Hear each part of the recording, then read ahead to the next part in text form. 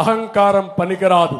ఒక్క విషయం చెప్తున్నా మీకు, కోనసీమలో చిరంజీవికి జగన్మోహన్ రెడ్డికి కంపారిజన్ ఉందా తమ్ముళ్ళు?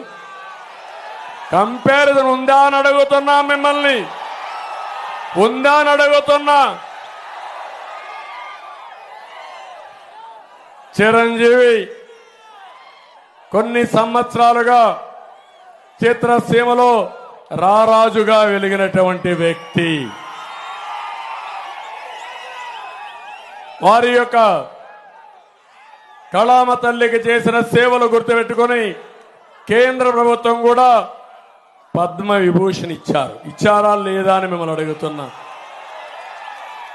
అదే మరిగా Rajamouli one of the best director. ఆయన సినిమాలు తీశాడు, బాహుబలి ఇవన్నీ.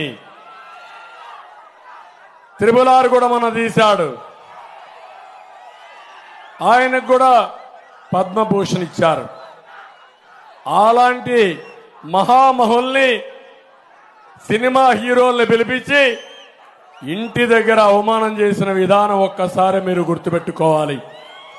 నేను 14 సంవత్సరాల ముఖ్యమంత్రిగా ఉన్నా. ఏ నటుడు కూడా నేను అవమానం చేయలా.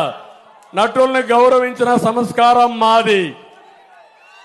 పవన్ కళ్యాణ్ గారి సినిమాలు వస్తే కనీసం సినిమాల్లో ఆడడానికి రేట్లు కూడా ఇవ్వని దుర్మార్గుడు ఈ జగన్మోహన్ రెడ్డి. అంటే మనమందరం ఆయనకు బానిసలు కాబట్టి ఆయనకు ఊడిగం చేస్తే మన సినిమాకు రేట్ ఇస్తాడు. వీళ్ళ అబ్బా సొత్తు, వీళ్ళ నాయన సొత్తు అనుకున్నాడు.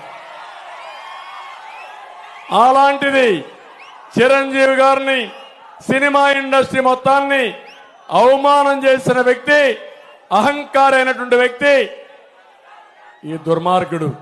కానీ పవన్ కళ్యాణ్ గారిని నేను అభినందిస్తున్నా, బాలకృష్ణని అభినందిస్తున్నా. నీ సినిమాలను ఏమైనా చేసుకో, ఆడగనకపోతే చూసుకుంటాం, నాకు మెరిట్ ఉంటే ఆడతాయని చెప్పిన వ్యక్తులు పవన్ కళ్యాణ్ గారు అని చెప్పి కూడా నేను మీకు తెలియజేస్తున్నా. ఒక సంస్కారం ఉండాలి, కుసంస్కారం మంచిది కాదు. అందుకే మీరు ఆలోచించుకోవాలి. సంస్కారం లేని వాళ్ళు అదే అంటారు పెద్దవాళ్ళు సుభద్ శతకంలో, సునకాన్ని తీసుకుపోయి సింహాసన పైన కూర్చొని పెడితే దాని బుద్ధి మారదని. అదే జరిగింది రాష్ట్రంలో.